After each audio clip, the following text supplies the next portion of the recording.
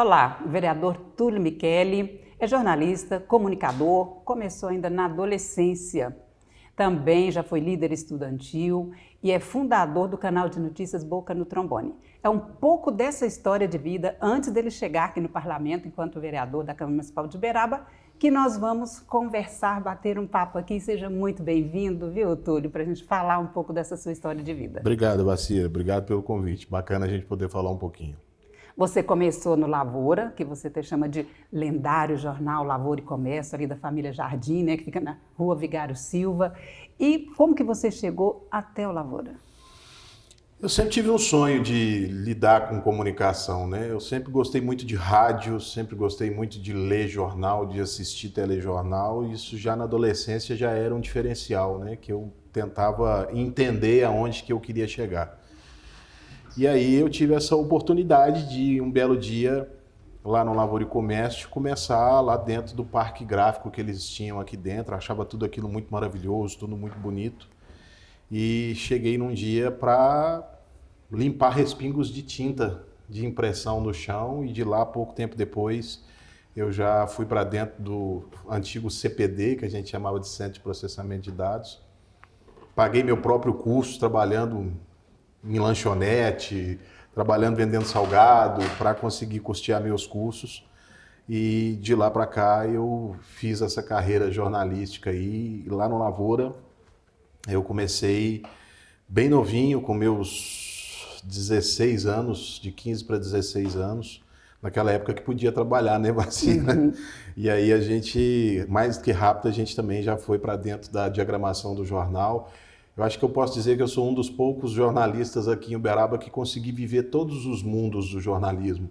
Eu sou da época dos linotipos, que se montava jornal aqui em Uberaba com pedaços de chumbo, com linotipeira. Então vivi da linotipeira, a rotoplana, o offset, então eu consegui ver tudo isso e foi muito bacana essa história que eu consegui construir até aqui.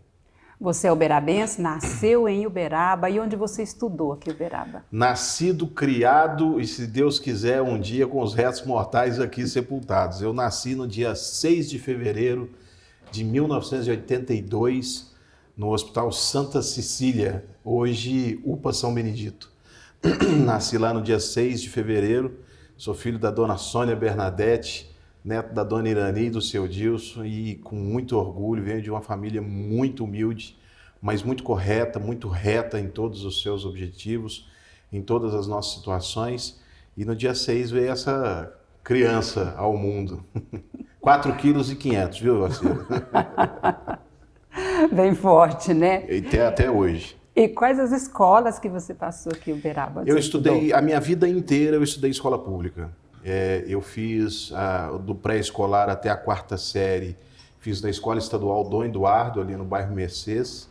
De lá eu fui da 5ª à 8ª série na Escola Municipal Frei Eugênio, Escola Municipal Urbana Frei Eugênio, o nosso EMUF, com muito orgulho estudei lá no Frei Eugênio. E do Frei Eugênio fiz o 1º, o 2º e o 3º colegial lá na Escola Estadual Minas Gerais, que é bem pertinho ali do Frei Eugênio. Fiquei ali no bairro São Benedito durante muitos anos e foram essas aí as minhas passagens. Depois, universidade, cursei lá jornalismo na Universidade de Uberaba. Você disse que sempre leu muito, sempre teve essa curiosidade artística, literária da comunicação.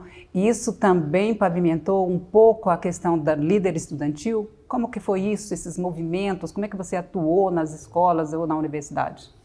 Na verdade, o movimento estudantil ele começou na minha vida justamente por conta do jornalismo, né? Eu trabalhava no Lavoura e Comércio e junto ao Lavoura e Comércio eu iniciei o meu trabalho no rádio.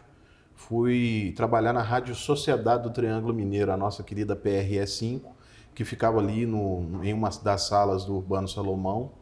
E lá eu fazia esporte e via muitos movimentos estudantis, que naquela época ainda era muito forte, como a União Estudantil Uberabense, a União dos Jovens Estudantes, até que naquela oportunidade nós conseguimos fundar uma instituição no âmbito estadual, que foi a AME, a Associação Mineira de Estudantes.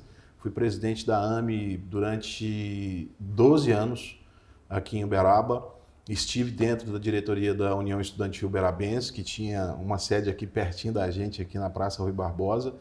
E esse movimento estudantil me ensinou muita coisa. Me ensinou a gostar de política, me ensinou a gostar de transformar a vida das pessoas. E desse movimento de lá para cá, depois do movimento estudantil, a gente passou a atuar nas juventudes partidárias. Fui presidente durante 8 anos da juventude do PSDB aqui em Uberaba. Enfim, foi um movimento estudantil que realmente me despertou para esse mundo político, que a gente sabe que tudo na vida da gente envolve política e é importante a gente saber de onde vieram as nossas origens. Dessa origem sua profissional, enquanto da comunicação, você já falou, esteve no Lavoura, foi para a rádio, por onde mais você transitou? Acho que quase todos os veículos de comunicação aqui em Uberaba. Vamos lá, vamos para a lista. Eu comecei no Jornal Lavoura e Comércio.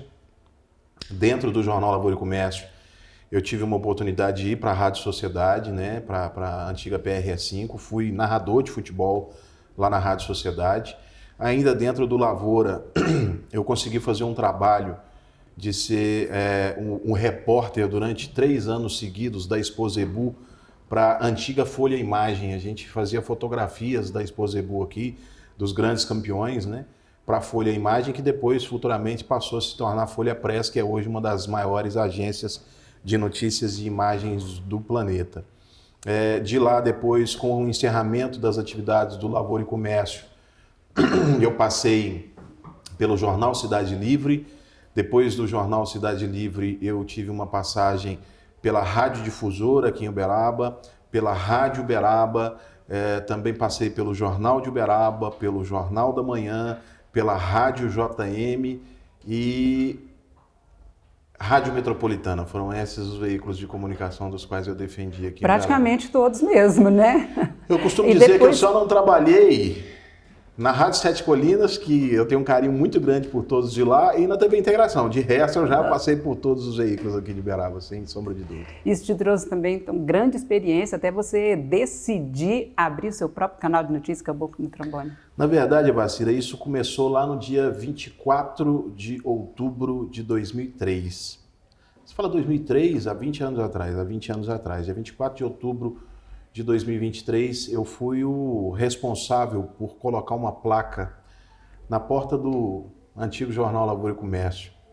Fui eu que digitei uma frase que eu jamais vou me esquecer. Naquela frase dizia, por questões financeiras e econômicas, o Jornal Lavoura e Comércio, após 104 anos de circulação ininterrupta, encerra hoje as suas atividades econômicas. Assinado a direção. Naquele dia o Lavoura estava fechando as portas. E por um jornal de 104 anos, o terceiro jornal mais antigo do Brasil, o jornal mais antigo de Minas Gerais, eu ver fechar as portas naquelas condições, daquele jeito, daquela forma tão cruel, aquilo me fez repensar. E um dia eu disse comigo, eu preciso e não posso deixar morrer essa frase que foi centenária do Lavoura.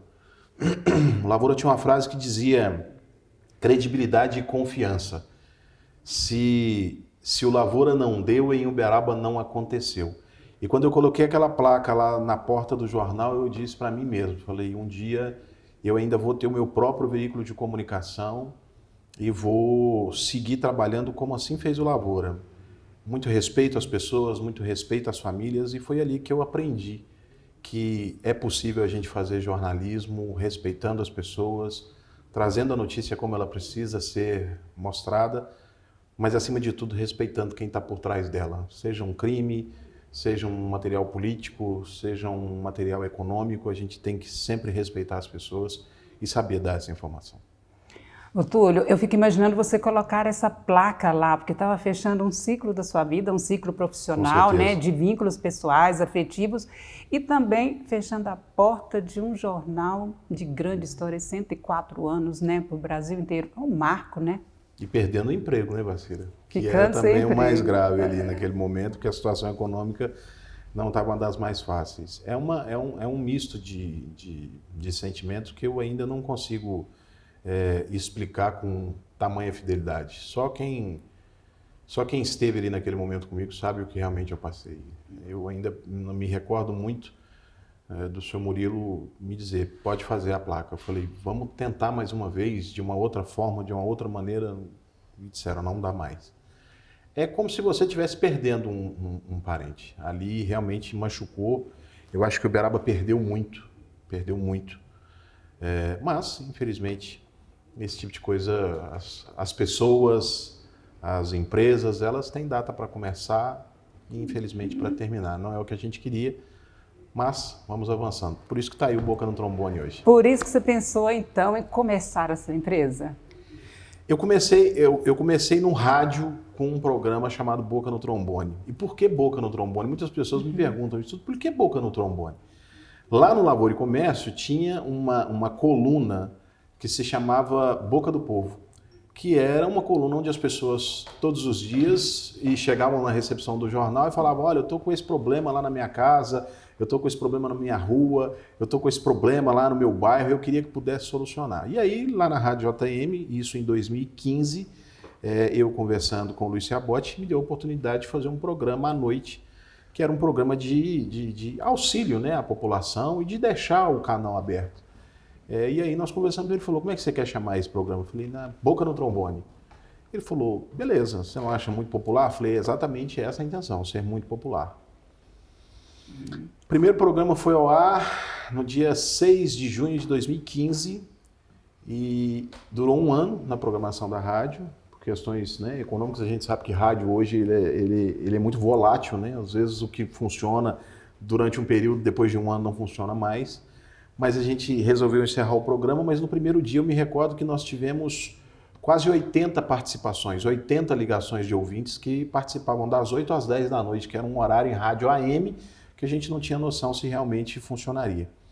Em 2016 ficou um pouco adormecido esse projeto, e eu um belo dia falei, muita gente cobrava, né? Túlio, o jornalismo que você faz é diferente, você tem uma linguagem muito popular, você tem um jeito diferente de dar notícia, muito respeitoso sempre, tenta de uma outra forma, uma outra rádio, um jornal, quem sabe. E estava esse boom de redes sociais, e aí eu fiz uma opção de tentar fazer o jornalismo pelas redes sociais. Graças a Deus deu muito certo, hoje nós estamos chegando aí à marca de 300 mil seguidores em 6 anos de trabalho, são mais de 180 mil seguidores no Facebook, são mais de 116 mil seguidores no Instagram, temos também seguidores no YouTube, seguidores no TikTok, ou seja, estamos avançando cada vez mais para todas as redes sociais, isso é muito importante e eu fico muito feliz em ter conquistado esse espaço. O instrumento trombone, ele ecoa assim fortemente, né? Assim é o seu programa, suas notícias? Eu ouso dizer, Vacira, que eu nem estive nem perto do trombone até hoje, mas quem sabe numa próxima oportunidade. Gosto muito de sax, mas não ia ficar legal Boca no sax, né? Mas eu costumo dizer que o jornalismo, e nós sabemos bem disso, o jornalismo ele só é válido a partir do momento que você consegue fazer diferença na vida das pessoas. Se você conseguir mudar, que seja 1 segundo na vida daquela pessoa, aí o jornalismo se torna válido. O nome ele já é sugestivo, o instrumento já é sugestivo, como você mesma disse agora. O que falta é a ferramenta para chegar nas pessoas. Se a gente não tiver a confiança do cidadão, esse trombone não vai ecoar. E se a gente não estiver falando a verdade, esse trombone também não vai ecoar. E se a gente não conseguir o resultado para a pessoa, esse trombone também não vai fazer diferença nenhuma. Então, precisa da boca para que esse trombone ecoe. Funcione bem. Então, a gente precisa dos dois juntos, a boca e o trombone, senão nada caminha. Como você, já das redes sociais, o programa das redes sociais, no momento pandêmico, teve alguma diferença? Você sofreu alguma dificuldade no trabalho ou não? Eu costumo dizer que na pandemia aqui em Uberaba, eu acho que eu fui o primeiro veículo de comunicação a noticiar que Uberaba tinha Covid. Eu me recordo muito bem disso, foi numa coletiva de imprensa lá na ABCZ, estavam fazendo o lançamento da Exposebu, e naquele momento havia chegado a informação para mim de que nós tínhamos 4 casos confirmados de Covid em Uberaba. E na coletiva de imprensa eu calcei a cara e perguntei ao prefeito naquele momento. Prefeito, nós temos hoje já 4 casos confirmados de Covid em Uberaba, o senhor dará sequência à Exposebu? E naquele momento pairou um silêncio ensurdecedor dentro do recinto, as pessoas não sabiam. A pandemia realmente nos trouxe muitos prejuízos, emocionais principalmente. Além disso, nos trouxe muitas perdas. Perdas de pessoas que amávamos, de pessoas importantes para muitas pessoas. Foi difícil, mas foi um momento que nós do Boca no Trombone nós conseguimos alavancar um número de seguidores absurdo. As pessoas, Evacira, elas esperavam, aguardavam as minhas manifestações para saber o que realmente iria acontecer. Se o comércio fecharia, se teríamos ou não decreto. Os decretos muitas vezes, em sua esmagadora maioria, chegavam com termos jurídicos muito duros, muito pesados, e isso era necessário que outra pessoa pudesse ler e explicar para as pessoas o que aquilo significava. Foi muito difícil para mim, eu confesso que tive muito medo de continuar fazendo o meu papel no jornalismo com essa onda da pandemia. Mas quis Deus que eu pudesse concluir esse trabalho. Não fui acometido com Covid, graças a Deus nunca peguei. Minha família, tivemos poucos casos também, não perdi ninguém do meu seio familiar com essa doença, mas foi muito difícil. O medo sempre estava me acompanhando e por ser aí um jornalista que estava com uma responsabilidade muito grande, sempre tive muito medo do que pudesse me acontecer, muito medo. Mas graças a Deus ele nos guiou para o caminho certo, deu tudo certo e a gente conseguiu avançar. Mas foi muito difícil fazer jornalismo nessa época, muito. O seu trabalho exige que você esteja a qualquer hora do dia, da noite, feriado, onde está a notícia, onde as pessoas estão, onde tem um fato, né? E você é mais ligado à denúncia, vamos explicar um pouco mais aqui do Boca no Trombone, é mais ligado a denúncias sociais, a denúncias políticas, ou como que tem uma editoria prévia, porque você tem uma equipe. Temos hoje. Até 2020, a equipe era eu-equipe, né? Era eu e um celular, nada além disso. Mas de lá para cá nós tomamos um corpo, um volume muito grande, não foi possível a gente permanecer sozinho. Hoje nós temos uma equipe, hoje nós temos 3 estúdios, nós temos equipamentos, então foi possível a gente avançar. A linha do Boca no Trombone é uma linha de um jornalismo que a gente pode dizer de um jornalismo de serviços. Eu gosto muito e sempre gostei muito do jornalismo investigativo. Sempre gostei demais. Também sempre fui muito fiel ao jornalismo policial. E que acaba andando na mesma direção. É uma linha muito tênue. Se você... hoje, vou ter que citar aqui de novo Lavoura, porque são aprendizados que a gente aprendeu lá atrás e traz até hoje. Eu me lembro de uma vez conversando no Lavoura e Comércio com o senhor Rui Novaes, e ele estava lá dizendo que tinha um homicídio, e aí como que seria dada aquela notícia, e aí ele disse o seguinte: não se esqueça que por trás daquela vítima morta tem uma mãe. Falei, perfeitamente. Mas não se esqueça de que por trás do autor dos disparos também tem uma mãe. Então eu sempre carreguei isso muito comigo. Eu acho que hoje eu faço um jornalismo de prestar serviço, de poder ajudar a população, de poder ajudar quem precisa, seja numa conta de água que está cara, seja numa rua que está toda solta por conta de buraco. Eu tento fazer um jornalismo de serviço. Eu não gosto de dizer que é uma profissão, Evacira, eu gosto de dizer que é uma missão, e eu tenho que terminar essa missão minha. Você cita aí o Lavoura, foi o meu berço no jornalismo também, né, no Jornal Lavoura e Comércio. Agora, como referência de vida, como sua referência jornalística, o que mudou de lá para cá, Túlio, em termos de jornalismo? Como está Uberaba? O que evoluiu também nesse trabalho todo, nessa missão? Temos mais 3 horas para a gente conseguir fazer o programa. Se a gente tiver mais 3 horas, eu consigo te contar. Evacira, mudou tudo. Mudou tudo. Jornalisticamente mudou tudo, né? Eu te disse daqui a pouco que eu fazia página de jornal com chumbo. Hoje eu preciso de um telefone na mão, né? Câmera, eu fazia fotos, por exemplo, para a Folha Imagem lá atrás com a Pentax K1000, que era com filme. As pessoas que talvez vão nos acompanhar jamais vão imaginar o que é uma Pentax K1000 com filme exposto.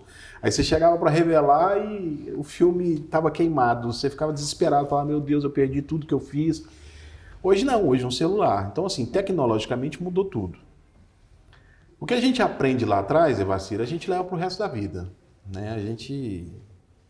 A gente tem que saber lidar com esses ensinamentos. A questão de credibilidade, de respeito, eu acho que isso não muda, né? Eu acho que não muda. A cidade de Uberaba, ela é uma potência em crescimento. Eu acho que nós vivemos momentos de construção, momentos de estagnação, momentos de preocupação, mas eu acho que Uberaba é uma cidade que vem, ao longo do tempo, se transformando. Infelizmente, essas transformações nem sempre são positivas. E a gente precisa saber lidar com essas transformações. E eu acho que saber lidar com essa transformação é um dos grandes motivos que me fez estar aqui dentro hoje.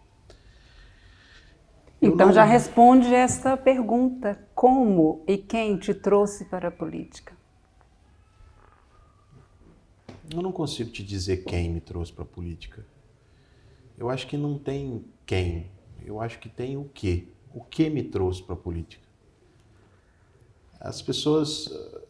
Sentar naquelas cadeiras ali de baixo, Evacira, não é fácil. Principalmente para nós, comunicadores. É muito difícil. A gente que está acostumado a fazer cobertura, né? Até 2020, eu estava do lado de cá daquela portinha. E quando você pula ela e senta naquela cadeira e diz, olha, eu sou hoje um parlamentar, eu sou representante de uma parcela ou representante da população berabense.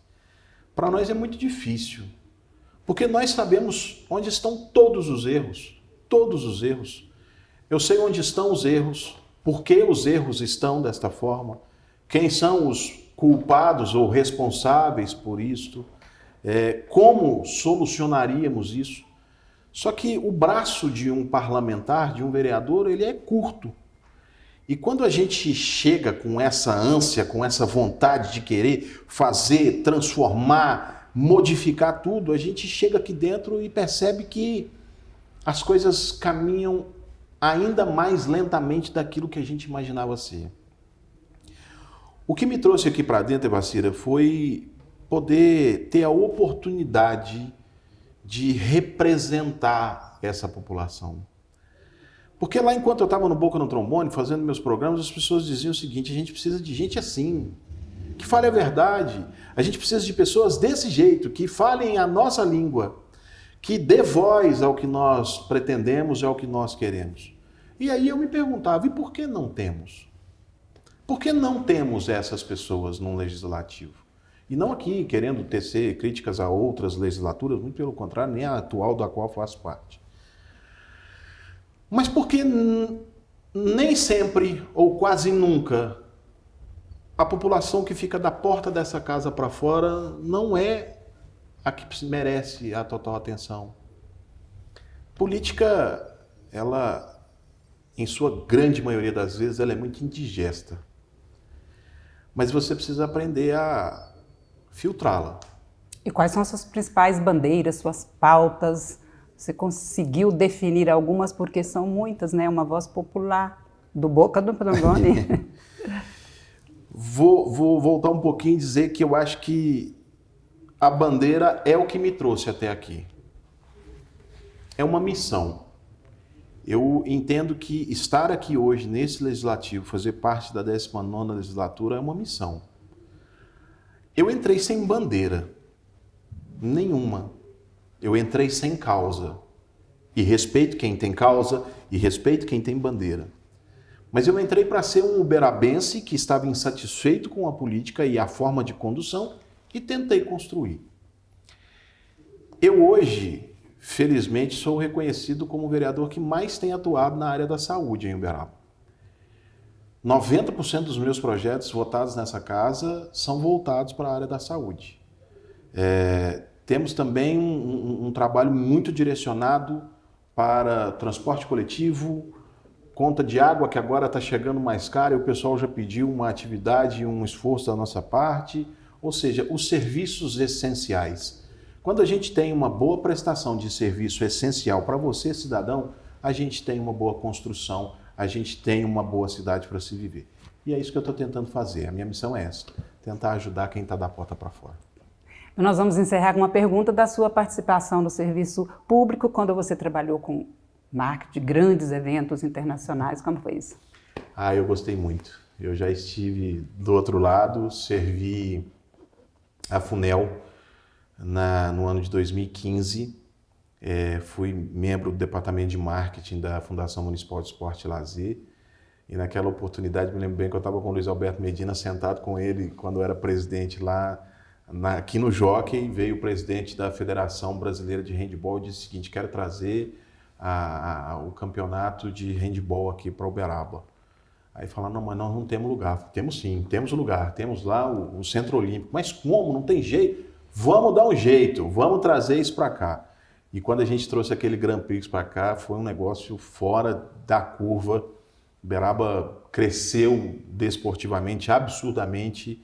Eu achei que não podia ter parado aquilo, né? Nós tivemos aqui Falcão quantas vezes, nós tivemos Sul-Americano, nós tivemos Grand Prix, nós tivemos um campeonato mundial de handebol. Enfim, eu acho que Uberaba naquele momento, em 2015, 2016, nós tivemos um avanço muito grande. Foi muito bom poder participar, isso me ajudou muito, me ajudou a construir, a crescer. Tanto é que dentro do departamento de marketing, lá atrás, me ensinou hoje eu tenho o Rodrigo que me acompanha, que nós somos proprietários de uma agência de comunicação aqui em Uberaba, que é a Fúria Comunicação e Marketing. Então, enfim, é um aprendizado que lá atrás a gente conseguiu construir para chegar onde a gente chegou hoje, e eu fico muito feliz de ter feito parte dessa história. Túlio, encerramos aqui a nossa entrevista, a nossa conversa, né? E deixou em aberto vários assuntos para pautas futuras. E eu desejo aqui, em nome de toda a nossa equipe, muito sucesso para você. Obrigado. Desculpa ter demorado tanto chegar aqui. Eu nunca imaginei, Bacira, que ser vereador tinha que ter agenda. E aí as agendas realmente são pesadas, são duras. Eu acordo cedo e chego em casa às 11 horas da noite. Mas que bom poder participar aqui com você. Obrigado por ter me escolhido para participar aqui. Você sabe o carinho que eu tenho por você. Eu acho que nós, como colegas de profissão, eu tenho que te agradecer por tudo que você já fez, por tudo que você já construiu também na cidade de Uberaba. Sei da sua luta, sei da sua batalha, sei o quanto a gente várias e várias vezes é desmerecido pelo que a gente faz, mas você tem feito um papel excelente aqui nessa casa, parabéns, e estou pronto. Próxima vez só me chamar aqui que a gente vem novamente. Muito obrigada. Obrigado, querida. E realmente estava esperando essa entrevista há muito tempo, mas eu reconheço, sei como que funcionam as agendas, e valeu a pena esperar, viu? Obrigado, querida. Acabei de entrevistar o vereador Túlio Micheli. Esse programa também você pode acompanhar depois no nosso canal YouTube. Mas agora, continue aí com a nossa programação na TV Câmara. Muito obrigada por sua companhia e até breve.